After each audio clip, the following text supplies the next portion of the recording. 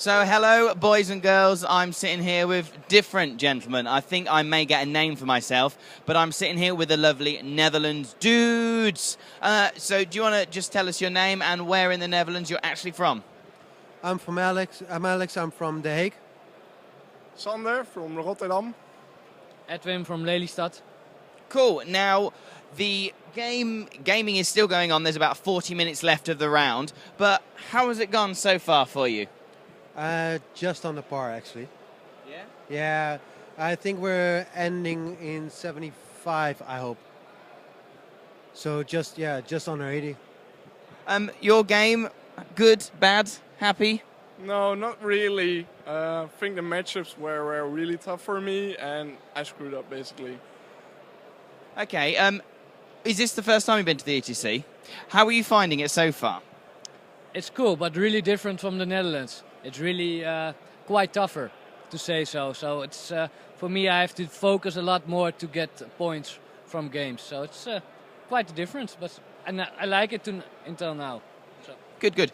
Yeah, talking about focus, I did a walking round video earlier, and the stern, fixated, focused faces that I've seen on some players, not you lot, other teams as well. It was kind of like, yeah, I'm going to move on a little bit. It's getting a little bit too heated for me.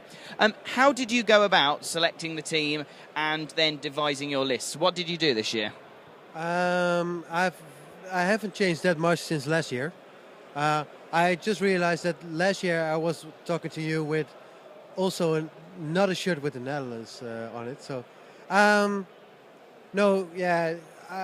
was really sure about 6 guys. And the other 2, I just had to pick. Basically, do they fit in the team? Do they play the armies that we want to? So is there a kind of like a rankings for the Netherlands, or is it just you know who the best players are?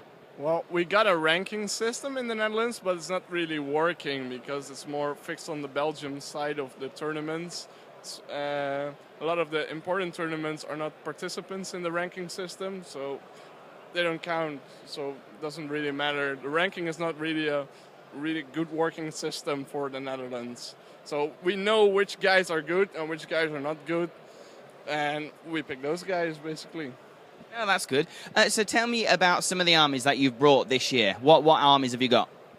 We got Warrior of Chaos, I'm playing it. We got Ogres, we got Chaos Dwarves, Orcs and Goblins, Vampire Counts, Lizard Men, Dark Elves.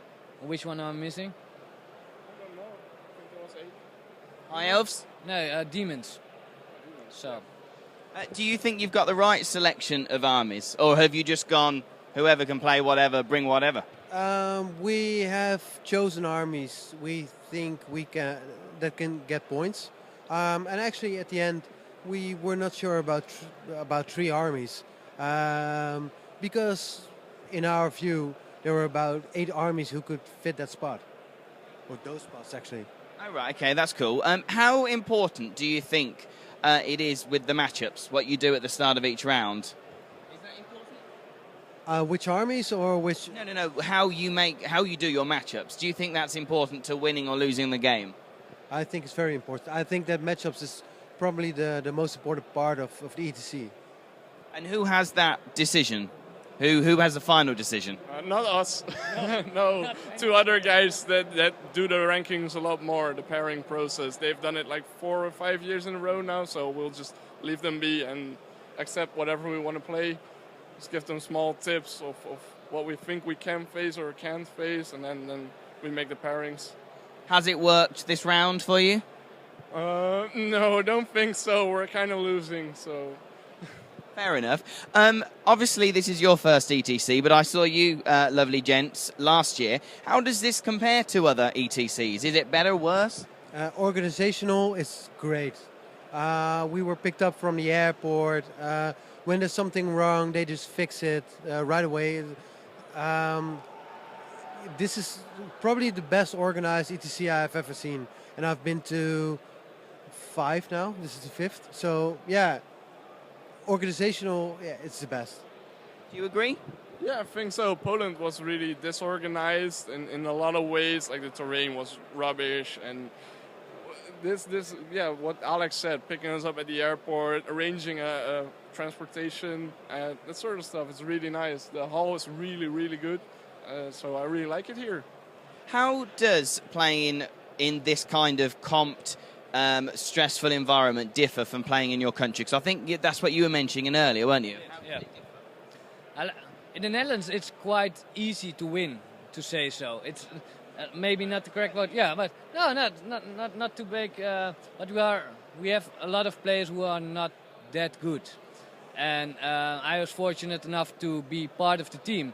And everybody already said to me, you have to change the way you play. It's a lot more focus. You have to get a lot more points than you do in the Netherlands, and that's what I am experiencing here. It's a lot more difficult to get the points when you want to get the points. In the Netherlands, it's just straightforward, and they don't think about it. And here, every move is thought about it. So it's, for me, it's quite a change in mindset to play it. So. Do you think it's too complex? Do you think it's too involved? Does it not make the game fun anymore? Well, it depends. It depends on the players, how they play the game as well. And well, the comp system is just a way to play the game. So I don't really care. I like it. It's so much better comp system than in the Netherlands, because in the Netherlands it's basically like no comp and special characters and that sort of stuff. So bring your most filth. It's not really nice. Here it's really hard comp, but I like it. Yeah, no, that's good. The line of sight system that they altered, that's sort of confusing, but yeah, I know you hate it, but I really like it. What I hate is when I used to play, and it doesn't matter so much now with my vampires, and it's probably better for my vampires, especially with my Terrorgeist, but when I had like a hill that was the thickness of a piece of paper, and there was a bloody grunt monster behind it. Oh, you can and can't see it. No, it clearly can see it, and I can see it, and I'm going to flick it off the table. Let's just get it off. I disagree. I think that Warhammer, with if you have models, you can convert them. You can convert the bases. You can have add cool things to them, and the true line of sight system that we have now in Warhammer is actually breaking it down.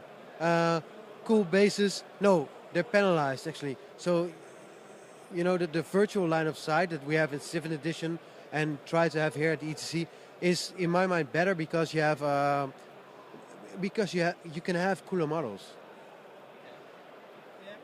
Do you like the fact that Warhammer changes every now and again? New army books come out, like the High Elves. There are different additions to the rules. Is that good? Yeah, it just changes the meta all the time. For me, it could be faster or maybe better thought about. But, in the end, if things change a lot every time. I mean, when August came out, Monsters Cavalry was the thing, and now it's quite okay. That's a good thing.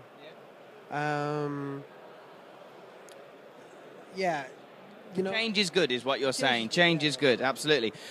Just going back to a question to you as well. 3.5 hours to play a game. People still quite aren't finishing. What's going on with them? I don't know, because I've played 2 games, and I finished both in about 2.5 hours. So I've played 2.5 hours from the 7 hours. But it's maybe just a quick way to play. I like to play quick, and my first opponent also likes to play quick. And second game was over in the second turn. So it's... Wow, you are fast. I bet your girlfriend's not that happy. No, she isn't, no. I have to do over and over. I have to practice a lot, so maybe I get a little bit slower. But do you think 3.5 hours is too long for a game? No, I don't think so. No, it's. I always get my 6 turns in, my 12 turns in, so that's good. Some armies they play a lot faster, like Edwin. He doesn't need to shoot. He can only move and fight basically. So, and dwarves as well. They just sit in a corner and throw dice 6 turns in a row.